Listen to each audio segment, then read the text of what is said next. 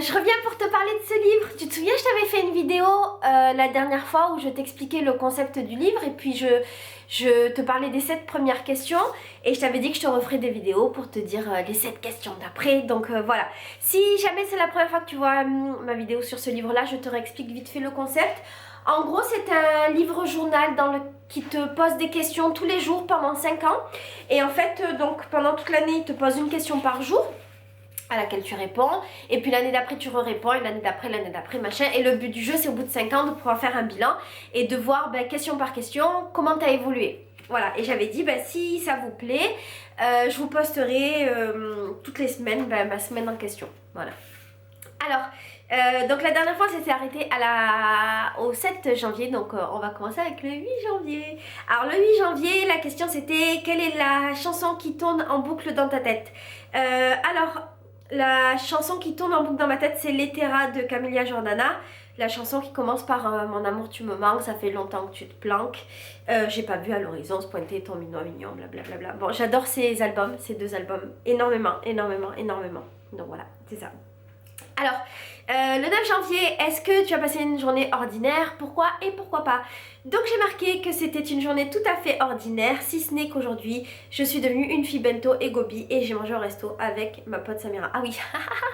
Alors je t'explique, en fait je suis dans un délire minimaliste depuis un moment, donc le but du jeu c'est de simplifier sa vie au maximum, de produire de moins en moins de déchets et du coup là en janvier j'ai passé une nouvelle étape et en fait j'ai acheté un gobi que tu connais peut-être. Le gobi c'est une gourde en plastique recyclé et l'intérêt c'est de ne plus utiliser de bouteille d'eau, donc depuis que j'ai mon gobi j'utilise plus de bouteille d'eau, c'est trop bien. Parce qu'attends, normalement j'utilisais une bouteille d'eau par jour. Ça veut dire que je produisais quand même en déchets 300, allez on va dire 350, 300 bouteilles d'eau à l'année, c'est énorme. Et là voilà, j'ai toujours ma petite gourde et je suis contente. Et le bento, mais tout ça je t'en parlerai hein, bientôt, je te ferai peut-être une vidéo et puis sûrement un article sur le blog. Et le bento en fait je crois que c'est japonais. Et en gros c'est comme des tupperwares, mais avec des compartiments dans lesquels tu prépares ton manger pour le lendemain. Et alors au niveau du plastique, je pense que c'est un plastique d'un peu meilleure qualité, mais je suis pas très sûre, enfin je vérifierai quand même. Et puis l'avantage c'est surtout la partie compartiment. En fait t'as des compartiments comme ça et t'as des compartiments comme ça, je sais pas si tu comprends, mais je te ferai une vidéo, je t'expliquerai bien. Et le principe c'est pareil, de ne pas utiliser de déchets, donc de ne pas manger des sandwichs, des trucs comme ça dehors, de manger un petit peu mieux. Tu vois, les trucs sains que je fais à la maison, je peux les amener avec mon travail et je peux manger sur place. Et alors je crois que ça passe au micro-ondes, mais moi je mange pas le manger du micro-ondes, donc je me fais des trucs froids et puis c'est très bien. Voilà, mais je t'en reparlerai. Ensuite, alors, journée numéro 10. Quelle est la chose qui vous a marqué aujourd'hui? J'ai marqué la gentillesse des gens. Les gens sont gentils et pleins d'amour. C'est nous qui n'avons pas les yeux pour le voir et le cœur pour le sentir. Ouais, parce qu'en fait, tu vois, je crois sincèrement que les gens sont gentils. Et je crois que les gens sont gentils dans eux et que ça se voit pas forcément. Et que... comment t'expliquer? Tu vois, souvent t'as une personne en face de toi et qui va être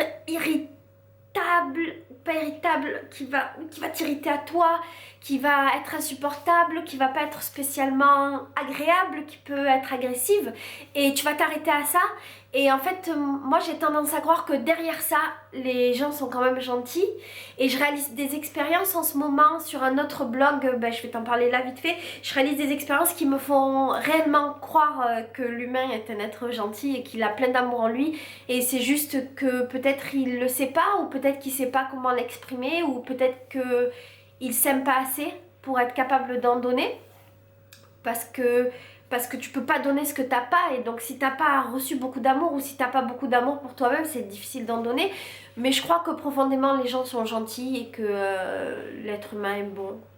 Voilà, bon, je vis peut-être dans un rêve ou dans le monde de Barbie des bisounours peut-être, hein, mais je le pense sincèrement que les gens sont gentils, donc voilà. Et le projet dont je voulais te parler, mais pareil, je te ferai une autre vidéo. C'est rigolo ça, parce que du coup je te parle de plein de trucs qui sont vachement personnels. J'espère que ça te saoule pas. Je te parle de plein de trucs personnels et puis ça fait plein de digressions intéressantes, mais en même temps, voilà, je voudrais pas que la vidéo dure trop longtemps non plus. Mais en gros, avec une amie, on a monté une association et on a un projet artistique que j'aime beaucoup.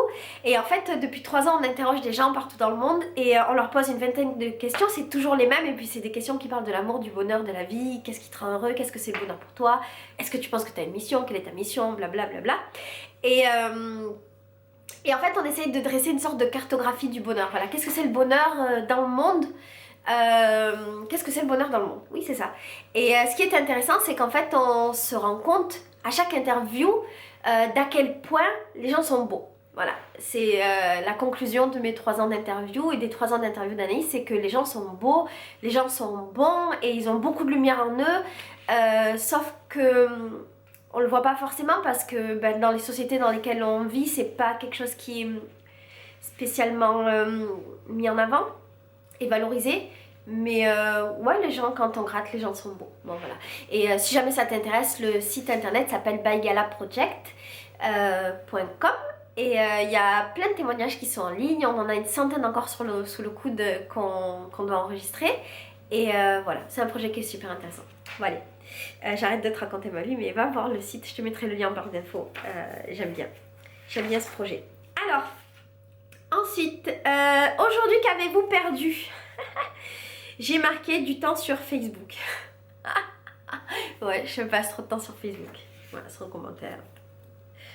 Je pense qu'on vit à peu près tous la même chose. Quel est votre accessoire préféré? C'est horrible, hein. J'ai mis mon téléphone, c'est malheureux. J'ai tellement honte. J'ai tellement honte, mais c'est vrai, je peux pas vivre sans mon téléphone. En plus, je suis vendeuse de téléphone, donc c'est encore pire.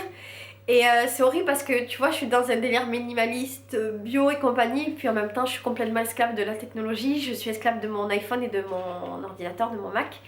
Et voilà, enfin, c'est paradoxal, c'est intéressant, et puis en même temps, c'est triste.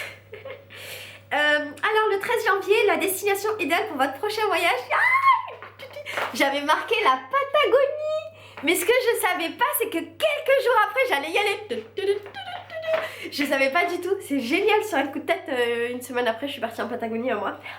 Et donc on arrive à la dernière question du mois de janvier, qui était plutôt maître ou plutôt disciple? Et j'ai marqué plutôt maître, plutôt commandante, plutôt ni Dieu ni maître. Ouais, je suis pas...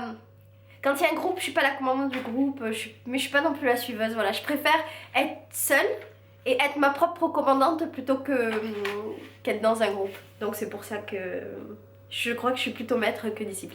Voilà, donc c'était les 7 questions suivantes. On en est au 14 janvier. Je te ferai d'autres vidéos si jamais ça t'intéresse. Et ce qui peut être intéressant, voilà, c'est... Si tu as des trucs à dire par rapport à ces questions, si tu veux apporter des choses dans le débat, si tu veux qu'on en parle, si tu veux machin, ben surtout tu n'hésites pas, tu mets des commentaires et puis on en parle.